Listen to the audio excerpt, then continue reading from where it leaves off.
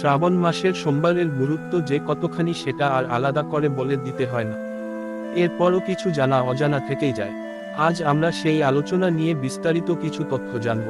শ্রাবণ মাসের সোমবার, শ্রাবণ সোম, হিন্দু ধর্মাবলম্বীদের জন্য অত্যন্ত গুরুত্বপূর্ণ একটি দিন।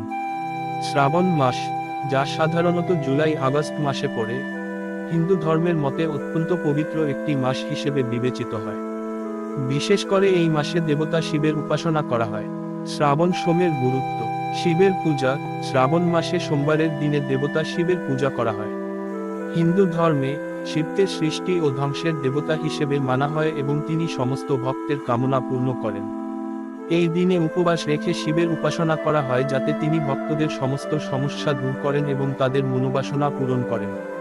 শ্রাবণ মাসের উপবাস: এই মাসে ভক্তরা বিশেষ করে সোমবার উপবাস রাখেন। এটি বিশ্বাস করা হয় যে এই উপবাস এবং প্রার্থনা শিবের কৃপা লাভের জন্য খুবই কার্যকর। কথা ও আচরণের সংযম: এই সময়ে ভক্তরা কেবল খাবারের উপবাসই করেন না, বরং কথা ও আচরণেও সংযম পালন করেন।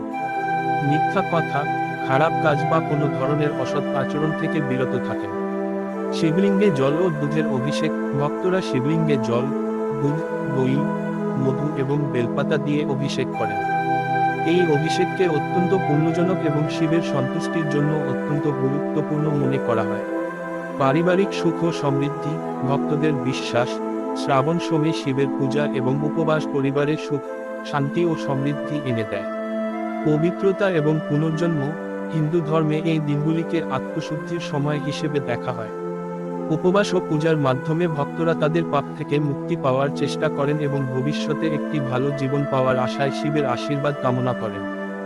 এইভাবে শ্রাবণ মাসের সোমবার হিন্দু ধর্মে শিবভক্তদের জন্য বিশেষ গুরুত্ব ও পবিত্রতা বহন করে। তাহলে আজ এটুকুই, ফিরে আসছি আবার, সঙ্গে থাকবেন। নমস্কার।